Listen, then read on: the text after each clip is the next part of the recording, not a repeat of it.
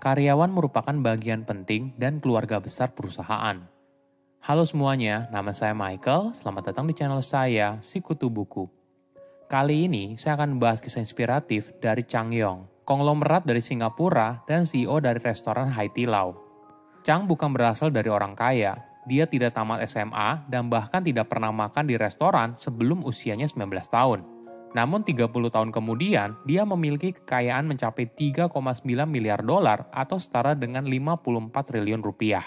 Haidilao merupakan restoran yang menjual Chinese hot pot, di mana konsumen akan disajikan kuah kaldu panas yang digunakan untuk memasak berbagai macam daging, sayuran, mie, dan sebagainya.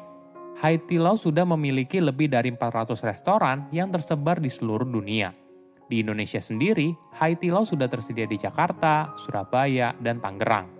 Sebelum kita mulai, buat kalian yang mau support channel ini agar terus berkarya, caranya gampang banget. Kalian cukup klik subscribe dan nyalakan loncengnya.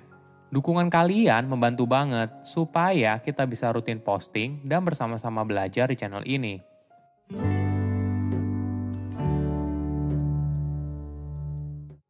Haidilao berawal dari titik yang sederhana.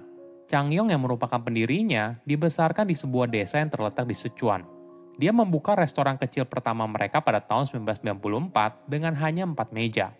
Chang tidak mengenyam pendidikan yang tinggi dan tidak tamat sekolah menengah atas. Awalnya, dia bekerja sebagai buruh pabrik dengan gaji yang rendah.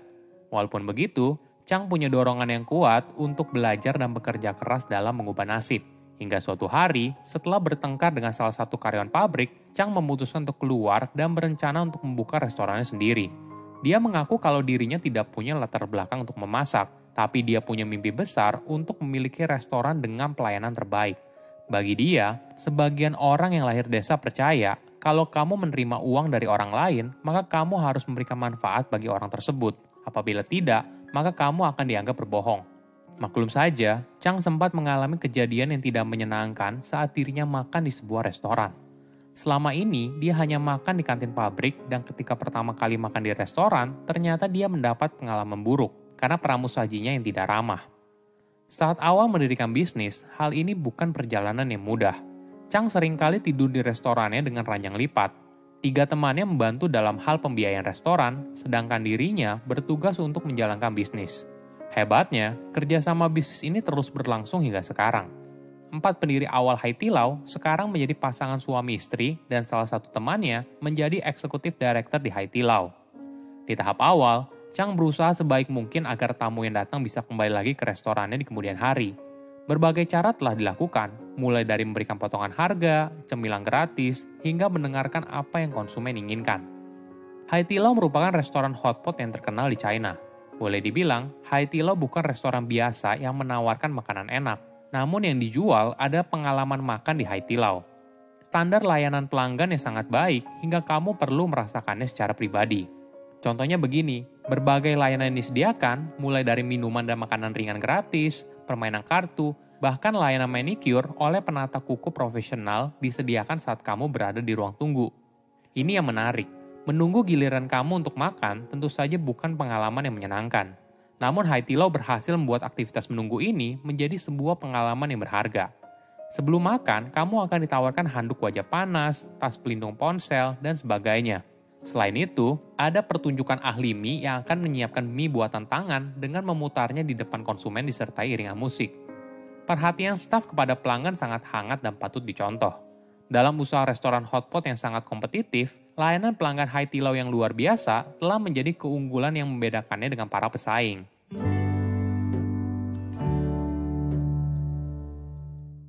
Pada tahun 2008, Haidilao mencatatkan sahamnya di bursa Hong Kong dan Chang menjadi pemilik restoran terkaya di China. Dengan dana tersebut, perkembangan Haidilao semakin pesat. Maklum saja, di China, hotpot adalah salah satu jenis makanan yang paling populer, khususnya hotpot Sichuan. Tidak hanya melayani makan di tempat, Haidilao juga menawarkan layanan pemesanan dan pengiriman makanan, di mana staf mereka tidak hanya membantu menyiapkan hotpot di rumah, tapi juga kembali setelah kamu selesai makan dan merapikannya. Hal lain yang mendorong perkembangan pesat Haidilao karena mereka sebenarnya tidak terlalu bergantung pada koki yang hebat. Konsumen memasak sendiri makanan mereka, jadi mereka hanya tinggal fokus menyiapkan kuah hotpot dan bahan yang berkualitas. Ini merupakan kategori bisnis yang bisa direplikasi dengan cepat. Namun tantangan utamanya, bagaimana menjaga pengalaman konsumen ketika makan di Haidilao selalu sama di setiap outletnya. Kultur bekerja di Haidilao boleh dibilang dibentuk berdasarkan nilai yang dianut oleh Chang kalau setiap orang punya kesempatan yang sama untuk sukses. Dia sempat mengatakan, filosofi kunci dari Haidilao adalah kamu bisa mengubah hidup menggunakan kedua tanganmu. Chang selalu mengulang pesan ini terus-menerus dan membentuk sistem manajemen di Haidilao.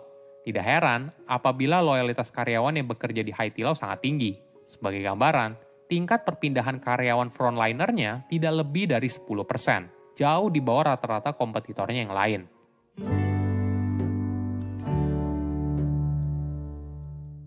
Kenapa karyawan Haidilao di China begitu loyal?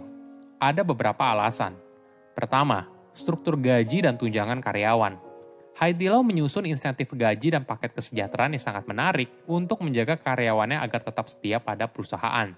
Karyawan berprestasi bahkan dapat menerima apartemen gratis, tunjangan pendidikan anak, dan tunjangan lainnya.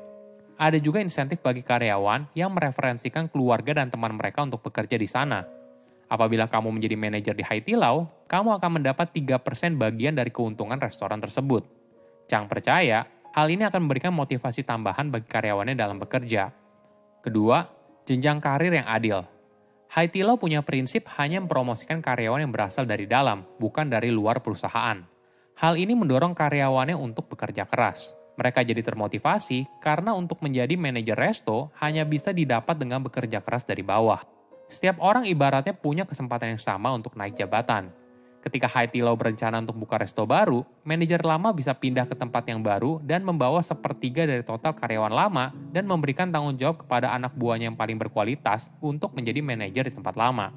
Tentunya, hal ini sangat menginspirasi karena banyak karyawan Haidilao masih muda dengan pendidikan terbatas dan berasal dari kota kecil.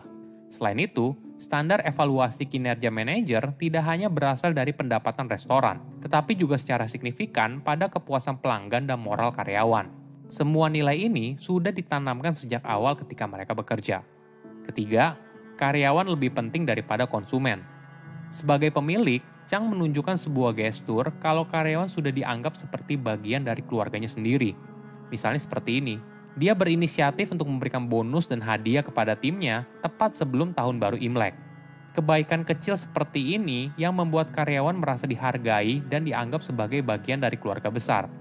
Dalam sebuah wawancara dengan seorang manajer di sebuah restoran Haidilao yang ada di Singapura, dua kata yaitu kebaikan dan terima kasih diulang secara konsisten. Kebaikan dari Chang dirasakan tulus oleh karyawan, hingga akhirnya terasa hingga kepada konsumen. Ketika kamu memperlakukan karyawan dengan baik, maka hal ini juga akan berdampak positif pada bisnis yang kamu miliki. Silakan komen di kolom komentar pelajaran apa yang kalian dapat ketika tahu informasi ini. Selain itu, komen juga mau tahu informasi apa lagi yang saya review di video berikutnya. Saya undur diri, jangan lupa subscribe channel YouTube Sikutu Buku. Bye-bye.